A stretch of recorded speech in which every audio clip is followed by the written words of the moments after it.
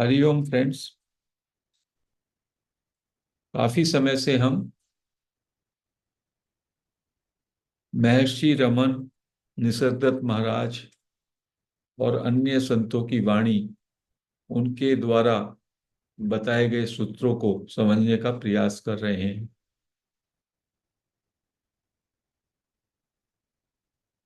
ये सभी संतों का अनुभव के आधार पर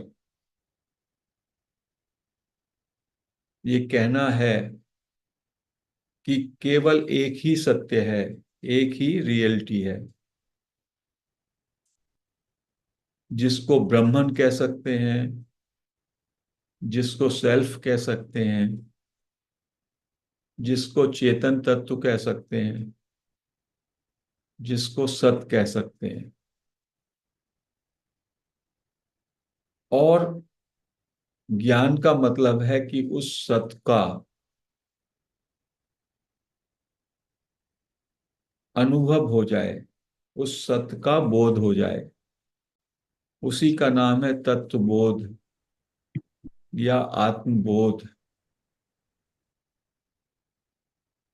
या विवेक की जागृति।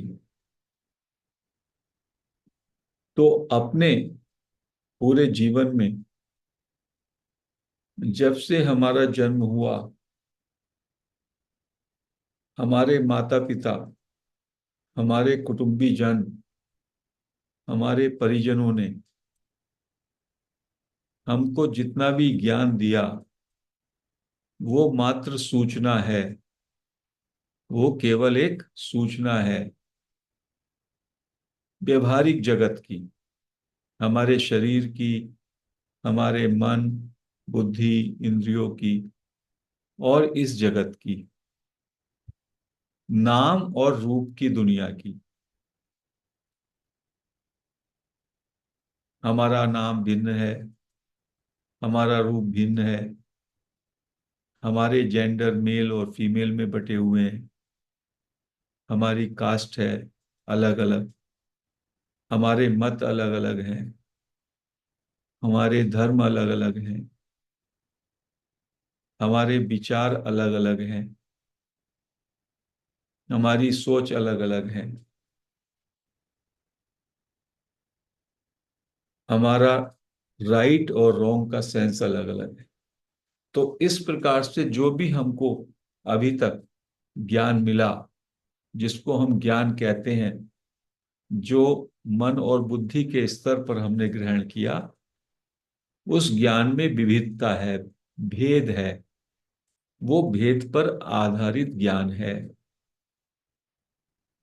और इस भेद को मुख्यतः मैं, तुम, यह वह, इस तरीके से विभाजित किया जा सकता है।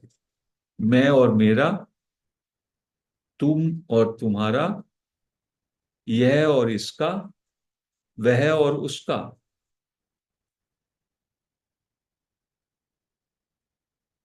और जो मैं और तुम है, उसके अलावा जो यह है और जो वह है, वह में समस्त प्राणी, समस्त मनुष्य सब आ सकते हैं।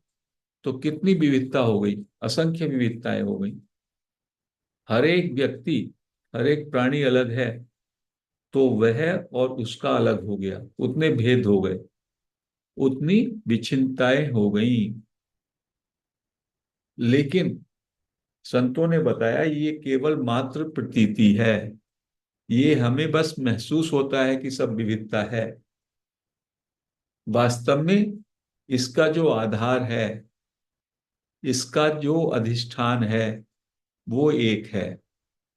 जैसे सिनेमा का स्क्रीन होता है, वो एक होता है, और उस पे पिक्चरें कितनी चलती हैं, कितने उसमें पात्र, कितने कलाकार मूवी में आते हैं और चले जाते हैं। तो ये जो आने जाने वाला है, ये सब जगत का प्रपंच है। और जो वो अधिष्ठान है, सिनेमा स्क्रीन, ऐसे ही आपका स्वरूप है, जिसका नाम है चेतन तत्व या आत्मा। वो एक ही है।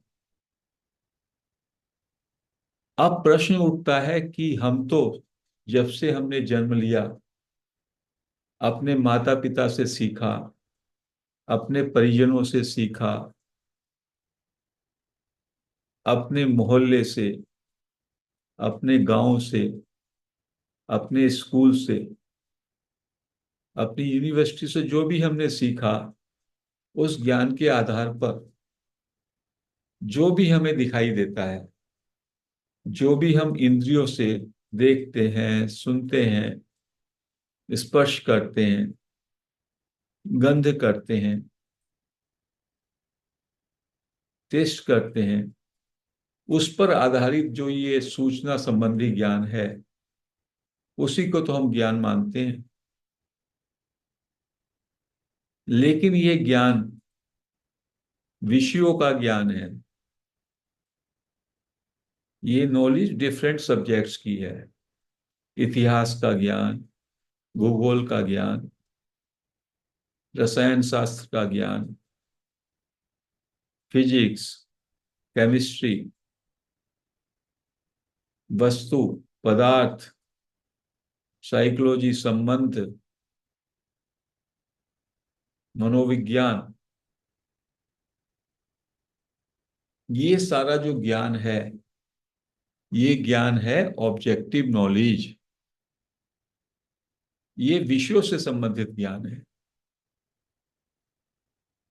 तो जब बात होती है कि मैं कौन हूं, और संतों ने बताया मैं आत्मा हूं, तो आत्मा को जानने के लिए भी हम ज्ञान का यही तरीका अपनाते हैं कि आत्मा मुझसे अलग है और मैं आत्मा को विषय के रूप में जानूं।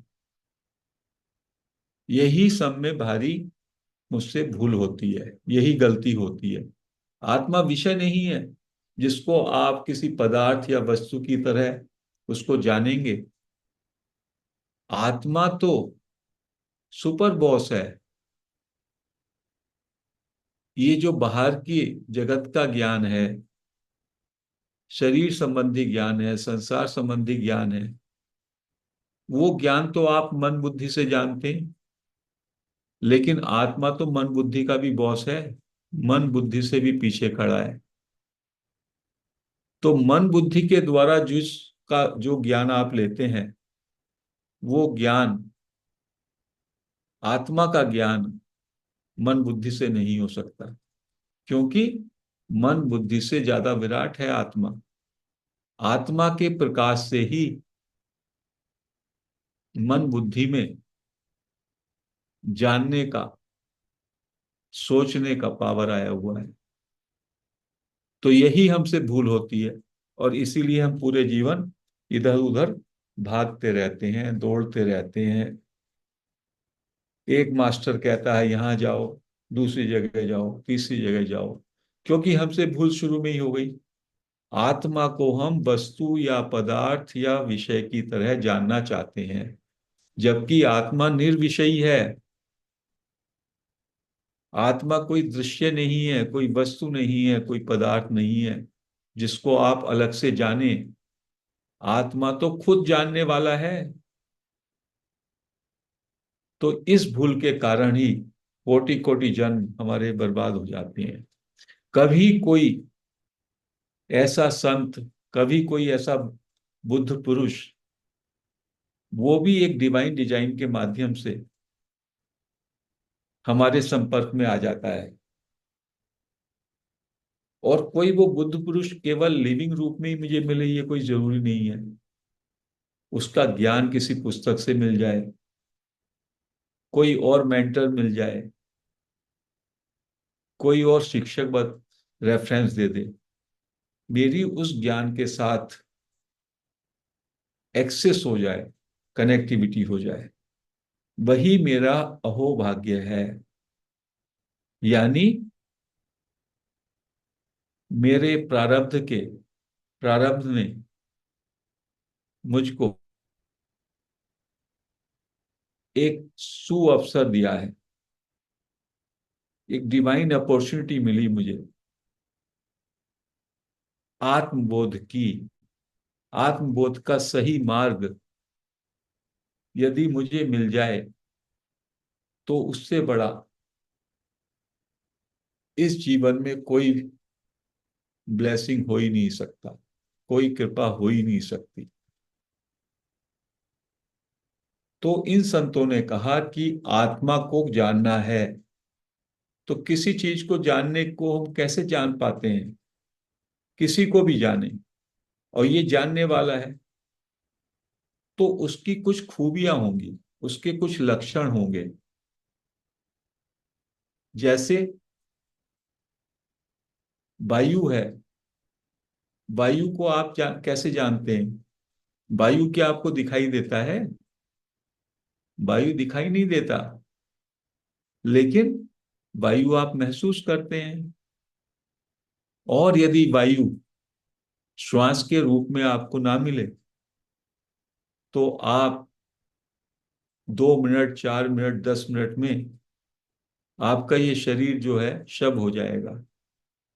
तो वायु के कारण जीवंतता है, और वायु है लेकिन वायु हमें दिखाई नहीं देता। तो क्या इसका मतलब यह है जो दिखाई नहीं देता वो नहीं है? आकाश तत्व भी हमें दिखाई नहीं देता, लेकिन घट घट में आकाश भरा हुआ है।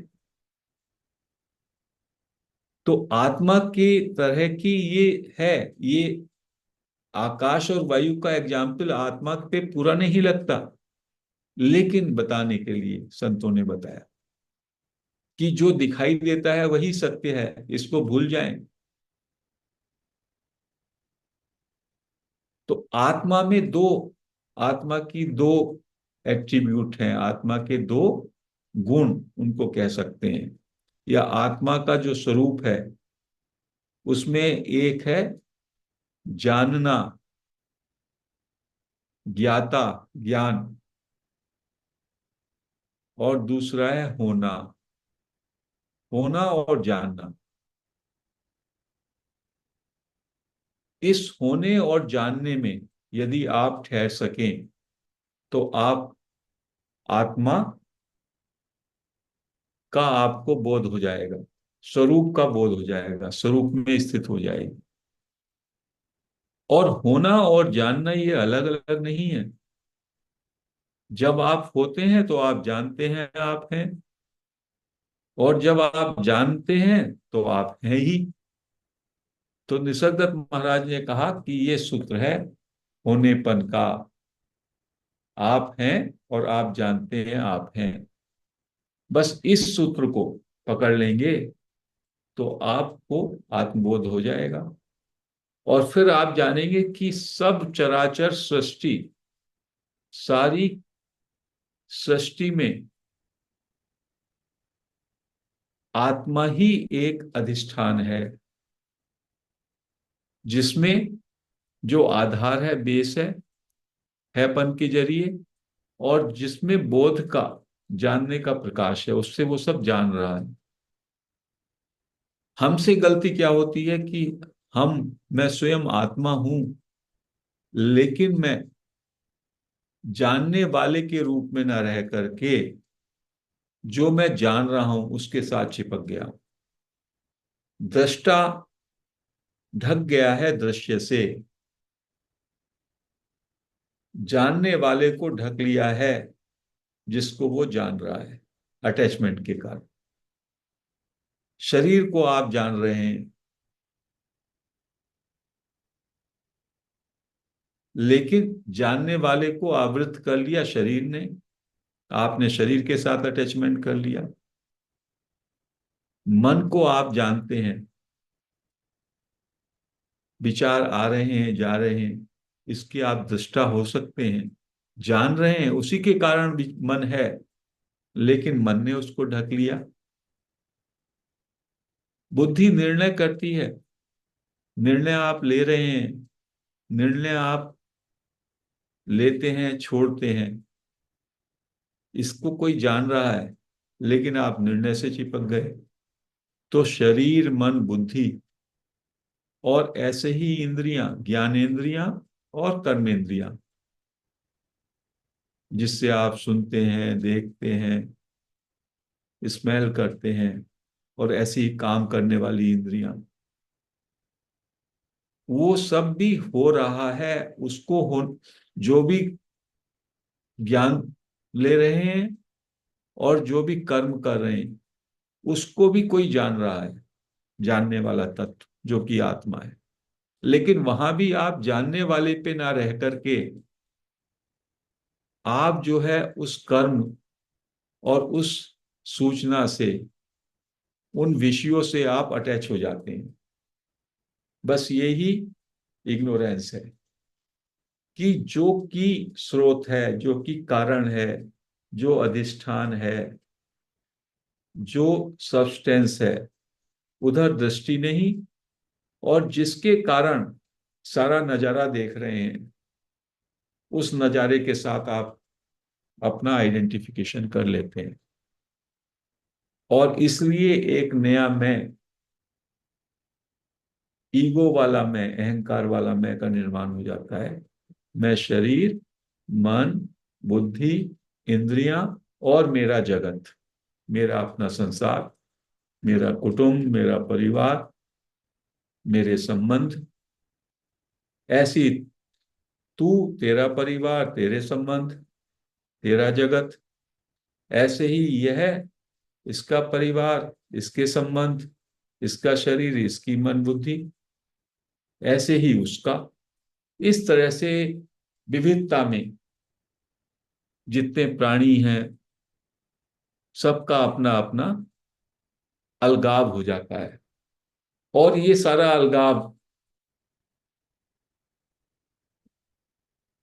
विषयों के साथ चिपकने से हुआ, दृश्य के साथ चिपकने से हुआ।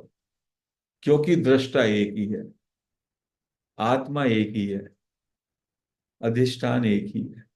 तो बोध का मतलब है, आत्मा के बोध का मतलब है, आप जो है सीयर पर आ जाएं, दृष्टा पर आ जाएं, साक्षी पर आ जाएं। और उसमें दो ही बातें हैं, अपना शुद्ध होनापन और जानना। होना और जानना, करना, सोचना, चाहना, बनना, ये सब मन और बुद्धि के क्षेत्र में है। और हमसे गलती ये होती है, जहां भी हम जाते हैं, वहां साधना के नाम पे हमको करने की बात कही जाती है, ये करिए वो करिए। तो करने से तो आप मन के क्षेत्र में आ गए। तो मन से आप आत्मा को नहीं पकड़ सकते, आत्मा बहुत विराट है। वो तो बस जानने में आप बस ठहर जाएं। सभी तो कुछ तो आप जान रहे हैं। शरीर, मैंने शरीर कहा तो शरीर को जानने वाले हैं। वो जन वो तत्व है मेरा जो शरीर को जान रहा है। अभी मन मैं कहता हूं विचार, तो विचारों को मैं महसूस करता हूं। आत्मा, आत्मा में ही, आत्मा के अधिष्ठान पे ही विचार उठते हैं और विचार समाप्त हो जाते हैं। जैसे कि समुद्र में तरंगे उठती हैं और तरंगे विलय हो जाती हैं। निर्णय मैं आत्मा के अधिष्ठान पर ही लेता हूं। एक निर्णय लूंगा, दूसरा निर्णय लूंगा, बुद्धि निश्चय करेगी, और फिर वो डिसॉल्व हो जाएगा। तो ये तरंगे और बुलबुले, जैसे सिनेमा स्क्रीन होती है, उस पर मूवी चलती है, ऐसे ही सुबह से जब मैं जागता हूं और शाम तक सोता हूं, ये पिक्चर चलती रहती है। और उसको जानने वाला तत्व, ज्यों का त्यों, दृष्टा, वो उसको जान रहा होता है। तो आत्मा के बोध का क्या मतलब है, कि जानने वाले पे लौट आए। जो तत्व जान रहा है, उस जानने में आ जाए। और वो करने से नहीं होगा, करने को छोड़ने से होगा। सोचने से नहीं होगा, सोचने को छोड़ने से होगा।